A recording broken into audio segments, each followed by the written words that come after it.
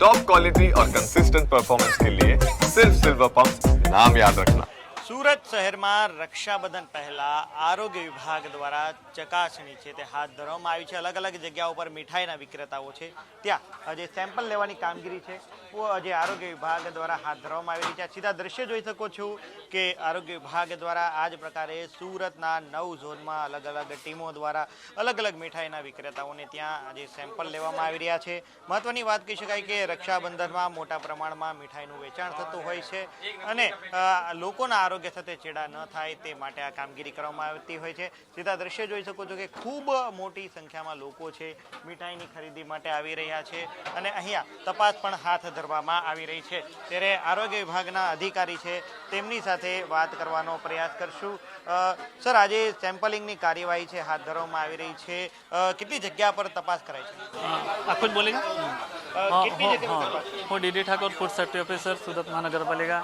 આગામી રક્ષાબંધનના તહેવાર નિમિત્તે આજ રોજ આરોગ્ય અધિકારી અને ડેઝિગ્નેટેડ ઓફિસર સાહેબશ્રી તથા deputy commissioner health and hospital સાહેબશ્રીની સૂચના અન્વયે સુરત મહાનગરપાલિકા વિસ્તારમાં આવેલ મીઠાઈનું ઉત્પાદન કરતી તથા વેચાણ કરતી સંસ્થાઓને તપાસ કરવા અંગેની કાર્યવાહી ચાલી રહી છે। સદર સંસ્થાઓની તપાસ કરી સદર સંસ્થાઓમાંથી મીઠાઈના નમૂનાઓ લઈ પૃથ્થકરણ થઈ પબ્લિક લેબોરેટરી પ્રતિ મોકલવામાં આવશે અને જેનો પૃથ્થકરણ અહેવાલ આવ્યાથી આગળની કાર્યવાહી કરવામાં આવશે।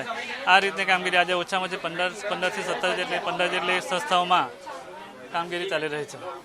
સાહેબ, આજે સમગ્ર આજે અહેવાલની કામગીરી હાથ ધરાશે, રિપોર્ટ લેવાશે, આજે સેમ્પલ લેવાશે, રિપોર્ટ કેટલા દિવસમાં આવશે? રિપોર્ટ તહેવારના ટાઈમે જેમ બને તેમ જલ્દી મેળવવામાં આવશે। કેટલા દિવસમાં આના રિપોર્ટ આવી શકે છે?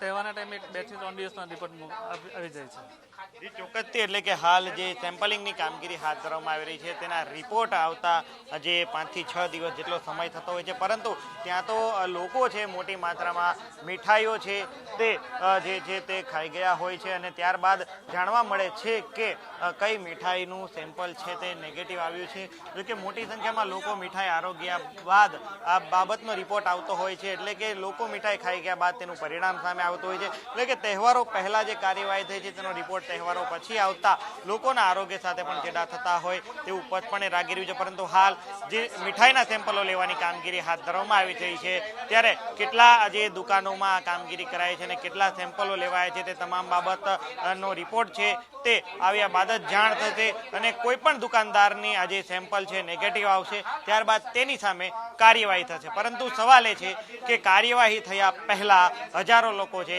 મીઠાઈ ખાઈ ગયા હશે।